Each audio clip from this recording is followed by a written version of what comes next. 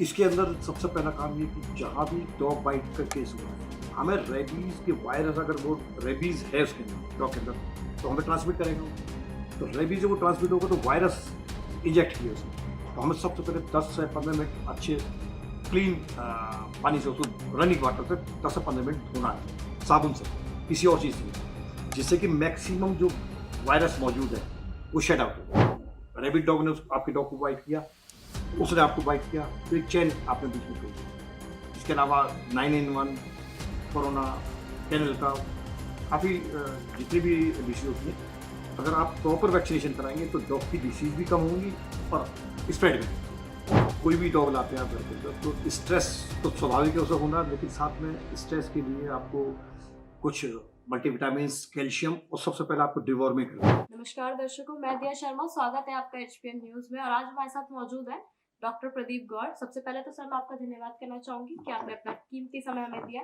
मैं चाहूंगी कि आप हमारे दर्शकों को अपने बारे में बताएं। मैं डॉक्टर प्रदीप गौड़, मैं 1993 से प्रैक्टिस कर रहा हूँ और इस वक्त मैं नोएडा एक्सटेंशन मेरा क्लिनिक है। तो सर अभी तक ओवरऑल कितना एक्सपीरियंस आपको हो चुका है? 33 ईयर्स। 3 इयर्स का एक्सपीरियंस है। तो जैसे आजकल हम देखते हैं जो वेटनरी वर्ड है, बेसिकली लोगों को नहीं पता कि क्या है। तो वेटनरी बेसिकली किस चीज के लिए यूज होता है, क्या साइंटिफिक? वेटनेरियन जितनी मिलेंगी वो एनिमल से रिलेटेड है, अच्छा। उसमें स्पेसिफिक ऐसा नहीं है कि स्मॉल एनिमल या लार्ज एनिमल, पूरा एनिमल वर्ड। जैसे हम देखते हैं कि सबसे बेसिक हम पेट डॉग की बात करते हैं कि लोग उन्हें घर लेके आते हैं या कोई अडॉप्ट करता है या कोई बाय कर रहा है। तो उस टाइम पे उन्हें दो चीज़ का बहुत ध्यान रखना चाहिए, एक फीडिंग है और एक इन्वायरमेंट है। कि कोई भी इन्वायरमेंट के अकॉर्डिंग ही पलता है, बड़ा होता है। और फीडिंग का भी बहुत मेन रोल है कि क्या खिलाना है क्या नहीं खिलाना है। तो उस पर आप क्या कहते देखिए, जब कोई भी नया पेट घर में लाते हैं तो एनवायरनमेंट तो उसका चेंज हो गया। हैं? एनवायरनमेंट तो फॉर द फर्स्ट डे से उसका चेंज हो गया। अब जहाँ तक फीडिंग का है, फीडिंग के बारे में जानकारी होना बहुत ज़रूरी है कि आपको क्या नहीं देना और क्या देना है। इसमें कुछ आप कह सकते हैं, जैसे घर के अंदर छोटे-छोटे बच्चे होते हैं, वो चॉकलेट दे देते हैं, चॉकलेट बिस्कुट की फॉर्म में दे दिया या चॉकलेट किसी फॉर्म में दे दिया। चॉकलेट टॉक्सिक होती है डॉग के लिए और चॉकलेट लिवर डैमेज करती है और नर्वस सिस्टम को डैमेज करती है। 9 ग्राम चॉकलेट एक किसी भी एडल्ट डॉग को किल कर सकती है, उसकी डेथ हो सकती है। गार्लिक ओनियन नहीं देंगे किसी भी स्मॉल पपी को भी या लार्ज डॉग को भी। गार्लिक ओनियन उसका आरबीसी डिस्ट्रक्शन करती है। आरबीसी की अगर डिस्ट्रक्शन होगा तो हेमोलिटिक एनीमिया होगा। हेमोलिटिक एनीमिया के साथ उसका रेस्पिरेटरी डिस्ट्रेस हो जाएगा। मिल्क अवॉइड करना चाहिए। मिल्क कुछ डॉग पपी को सूट करता है, कुछ को नहीं करता। जिनको सूट करता है उनको आप दे सकते हैं, वरना शूटिंग डायरिया और वोमिटिंग। मैं इस चीज़ को थोड़ा-सा, मेरा कॉन्सेप्ट है। जैसे हम देखते हैं जो नॉर्मल हमारी इंडियन फैमिलीज़ है, स्ट्रीट फूड है, उन्हें मिल्क ज़्यादा देते हैं। या फिर हमारे जो पेट डॉग्स हैं, जो लोग घर पे पालते हैं, अक्सर उन्हें ज़्यादातर मिल्क ही देते हैं। हाँ, तो हमारी क्लिनिक पर भी बहुत से केस ऐसे आते हैं कि जो जिनको डायरिया हो जाता है। अब वो ये नहीं समझ पाते कि डायरिया हुआ, उनको अगर मना भी करते हैं कि मिल्क नहीं देना, तो उनको ये जानकारी नहीं होती कि मिल्क किस लिए नहीं देना। मिल्क के अंदर लैक्टोज शुगर होती है। लैक्टोज शुगर को डाइजेस्ट करने के लिए एंजाइम निकलता है बॉडी के अंदर, जिसे लैक्टेज एंजाइम बोलते हैं। लैक्टेज एंजाइम कुछ स्पेसिफिक ब्रीड्स के अंदर या स्मॉल पपी के अंदर उसकी डेफिशिएंसी होती है, जिसकी वजह से लैक्टोज का डाइजेशन प्रॉपर नहीं हो पाता और मिल्क अनडाइज्ड फॉर्म में स्मॉल इंटेस्टाइन से होता हुआ लार्ज इंटेस्टाइन में पहुंचेगा। लार्ज इंटेस्टाइन में लैक्टोबैसिलस बैक्टीरिया होते हैं, वो उसको मिल्क को डाइजेस्ट करेंगे। उस प्रोसेस को फर्मेंटेशन बोलते हैं। लैक्टिक एसिड फर्मेंटेशन उस प्रोसेस को बोलते हैं। इसके अंदर लैक्टिक एसिड बनेगा लैक्टोज से, क्योंकि जो काम लैक्टेज एंजाइम को करना था वो काम बैक्टीरिया ने किया, लैक्टोबैसिलस ने। और एसिड की जो फॉर्मेशन बॉडी के अंदर रहती है, पपी के अंदर या किसी के अंदर भी, वो स्टमक के अंदर होती है।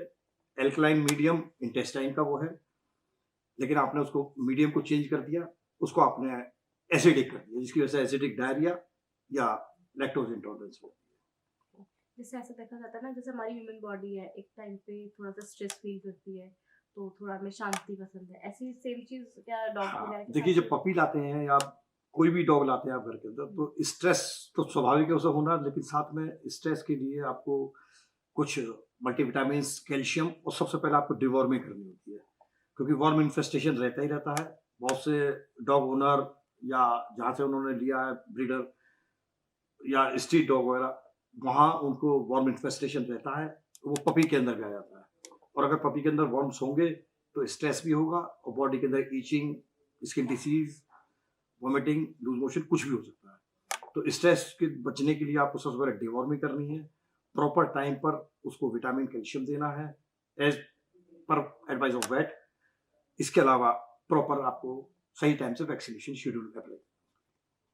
ऐसा देखा जाता है कि रेबीज भी बहुत ज्यादा ट्रांसमिटेड डिजीज है जो कि एक एनिमल से एक ह्यूमन बॉडी में ट्रांसमिट हो बेसिकली सकता है। रेबीज ट्रांसमिटिंग डिसीज हम डायरेक्ट ना बोलते, उसको जूनोटिक डिसीज बोलेंगे। जूनोटिक डिसीज वो डिसीज होती है जो एनिमल से ह्यूमन में या ह्यूमन से एनिमल में ट्रांसफर होती है। कंटेजियस डिसीज किसी को भी लग सकती है, ह्यूमन टू ह्यूमन लग सकती है, लेकिन जूनोटिक डिसीज क्योंकि एनिमल से ह्यूमन में आ रही है उसको हम जूनोटिक डिसीज बोलेंगे। जूनोटिक डिसीज मैक्सिमम केसेस के अंदर लाइफ थ्रेटनिंग भी होती है, और लाइफ थ्रेटनिंग नहीं होंगी तो वो लाइफ को मतलब बर्बाद भी कर सकती है। जैसे आपका रेबीज है, ये बहुत ही ज्यादा वो है। अगर रेबीज एक बार डिक्लेयर हो गई, इसका कोई ट्रीटमेंट नहीं है, चाहे वो ह्यूमन हो या वेटनरी में कोई डॉग कोई भी।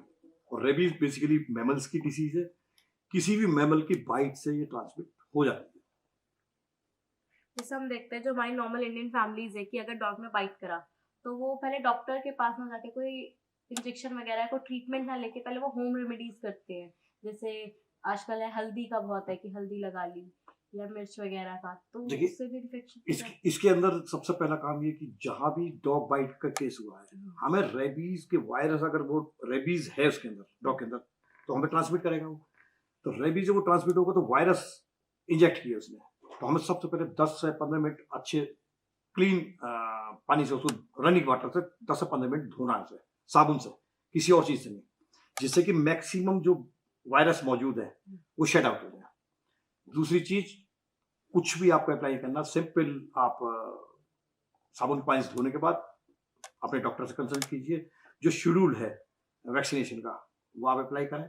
इसके अलावा डिपेंड करता है कि बॉडी में कहाँ काट, अगर अपर साइड में काटता है तो हो सकता है इम्यूनोग्लोबुलिन लेने पड़े आपको, अकेले रेबीज की इंजेक्शन से काम नहीं बनेगा। तो जैसे कि इसके अलावा सर डिजीजेस भी बहुत होती है आई थिंक डॉग वगैरह से, तो कौन कौन से डिजीजेस है जो कुछ डिसीज तो ऐसी है जो एनिमल टू एनिमल ट्रांसफर होती है, जैसे पार्वो डिसीज। पार्वो डिसीज एक कैनाइन में बहुत कॉमन है। इसके अंदर vomiting, loose motion, high rise of temperature, और मैक्सिमम उसमें लूज मोशन के साथ ब्लड भी होता है। अगर टाइम से आप ट्रीटमेंट नहीं करवाएंगे तो उसकी डेथ भी हो जाती है। और ये आप किसी भी होम रेमेडी से इसको डायग्नोज नहीं कर सकते, ना डायग्नोज कर सकते ना ट्रीट कर सकते। बहुत से क्लाइंट्स ऐसे होते हैं जो वोमिटिंग हुई, लूज मोशन हुई, और उन्होंने सिंपल मेडिकल स्टोर से या अपने आप उन्होंने मेडिसिन दी थी, उसको वो और ज़्यादा क्रूशियल कर देते हैं बीमारी को। कैनाइन डिस्टेम्पर है, ये भी एनिमल टू एनिमल है। लेप्टोस्पायरोसिस डॉग से ह्यूमन में काफ़ी फैलता है, और मैक्सिमम केसेस में देखा गया है लेप्टोस्पायरोसिस ह्यूमन के अंदर डायग्नोसिस भी बहुत लेट होता है, जब स्प्रेड कर जाता है। ये बैक्टीरियल डिसीज है, और ये डॉग के यूरिन से ज़्यादा स्प्रेड होती है। इसीलिए बच्चों को मना करते हैं कि पार्क के अंदर आपको नंगे पैर नहीं खेलना चाहिए।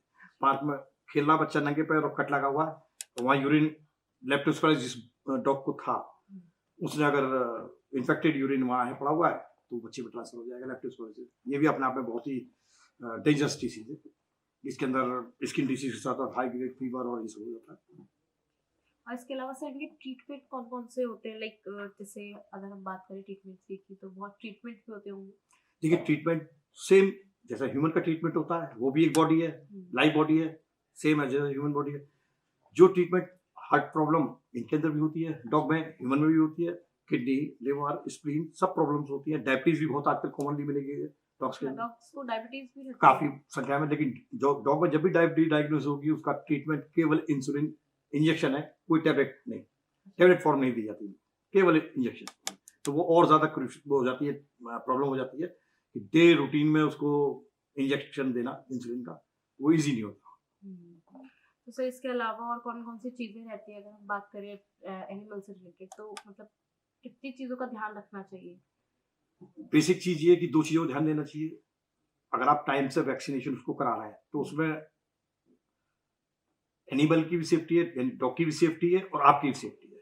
क्योंकि जो उसको वैक्सीनेशन लग रहा है, उस अगर आपने एंटी रेबीज वैक्सीन दिया तो डॉग की भी सेफ्टी है, किसी रैबिट डॉग ने आपके डॉग को बाइट किया, उसने आपको बाइट किया, तो एक चेन आपने बीच में तोड़ दी। इसके अलावा 9-in-1, कोरोना, कैनल का, काफ़ी जितनी भी डिसीज होती हैं, अगर आप प्रॉपर वैक्सीनेशन कराएंगे तो डॉग की डिसीज भी कम होंगी और स्प्रेड भी नहीं होंगी। बाकी हाइजीन वगैरह जो मेंटेन करना हो तो जैसे हम देखते हैं कि कुछ लोग होते हैं जो पेट को जो उन्होंने अडॉप्ट किया है, जो बाय किया है, उन्हें बहुत अच्छे से केयर करके रखते हैं या बहुत अच्छे से ट्रीट करके रखते हैं, बट साइड बाय साइड जो स्ट्रीट डॉग्स हैं उनके साथ बहुत मिसबिहेव करते हैं, कितनी बार देखा भी जाता है। देखिए, आजकल सोसाइटी में आपने बहुत ज़्यादा देखा होगा, हर सोसाइटी में ऐसा मल्टी स्टोरी बिल्डिंग बनी हुई है, वहाँ स्ट्रीट डॉग हैं। उनको मारना या परेशान करना वो समस्या का समाधान नहीं है। बेस्ट तरीका क्या है? बेस्ट तरीका जो नहीं कर रहे आजकल, RWA बना हुआ है, लेकिन वो उन्हें एक डॉग ट्रेनर रख लेना चाहिए, बेस्ट है। अगर सोसाइटी के अंदर, हर सोसाइटी के अंदर एक डॉग ट्रेनर हायर कर लेंगे, 1 या 2 जो भी, और सोसाइटी के अंदर 25-30 डॉग है, वो उनको ट्रेन करें कि चीज़ नहीं करना, फीडिंग शेड्यूल क्या रखना, कहाँ डालना उनको खाना, कहाँ पानी रखना है। जिस आदमी की मर्जी आती है वहाँ खाना खिला रहा है, जिस आदमी की इच्छा हो रही है वो कर रहा है। तो डॉग ट्रेनर अगर मस्त हो जाए, 3,000-5,000 रुपये अगर महीने के खर्च किए जाए, वो कोई बहुत बड़ी अमाउंट नहीं होगा, लेकिन स्ट्रीट डॉग भी ट्रेन करे जा सकते हैं। ईजी है ट्रेन करना, कोई मुश्किल काम नहीं है। और डॉग्स तो ऐसे भी ह्यूमन से ज्यादा थोड़ा सा रहता है, ब्रेन्स उनके अंदर भी है, वो अलग बात है कि वो, बहुत साफ रहता है। हाँ, डॉग्स बहुत जल्दी चीजों को कैच कर लेते हैं, कुछ चीजें बहुत जल्दी कैच करते हैं। जब आप डॉग ट्रेनिंग अगर आप करते हैं तो डॉग ट्रेन हो जाते हैं 1 महीने, 2 महीने, 3 महीने, वेल ट्रेन जिसे बोलते हैं।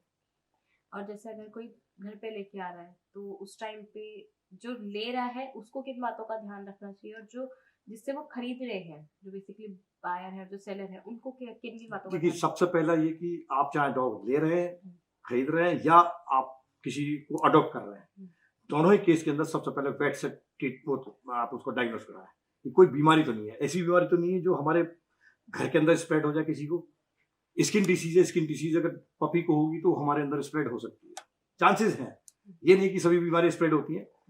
तो आप हमेशा वेट से कंसल्ट कर लेना चाहिए, क्या प्रॉब्लम है उस डॉग को। कोई प्रॉब्लम, अगर मेजर प्रॉब्लम है तो उसका ट्रीटमेंट पहले होना चाहिए, बाद में घर पे आना चाहिए। तो जैसे कि आजकल हम देखते हैं जिस जनरेशन में है, मोस्टली पीपल जो है वो पेट डॉग रख रहे हैं, खरीद भी रहे हैं, बेच भी रहे हैं, ठीक है। तो उन लोगों को आप क्या सजेशन देना चाहोगे, क्या एडवाइस देना चाहोगे कि वो खरीदते टाइम किन बातों का ध्यान रखें और किस तरीके से उन्हें रेगुलर बेस पे चेक करवाएं या फीड करवाएं? देखिए, पपी कोई भी खरीद के लाए या अडॉप्ट करे, बात वही है। घर का एक फैमिली मेंबर की तरह अगर उसको ट्रीट कर रहे हैं, उसको ये मान चल रहे हैं कि वो हमारा फैमिली मेंबर है, तो उसके लिए बेसिक शुरुआत के अंदर, शुरुआत के 3 महीने बहुत ज़्यादा वो है कि उसका प्रॉपर टाइप का डिवॉर्मिंग हो, उसको फीडिंग प्रॉपर हो, जो भी मिनरल्स मिलना है, जो भी अच्छा खाना मिलना है। इसके अलावा आपका एक रूटीन चेकअप होना चाहिए, टाइम टाइम पे ब्लड टेस्ट होना चाहिए। अगर आप ब्लड टेस्ट नहीं कराएंगे तो आप डायग्नोसिस नहीं कर पाएंगे। इसी के साथ साथ मैं आपका धन्यवाद करना चाहूंगी कि आपने अपना कीमती समय हमें दिया। वीडियोस देखने के लिए सब्सक्राइब करें HBN न्यूज़, बेल आइकन दबाकर लेटेस्ट नोटिफिकेशन पाएं।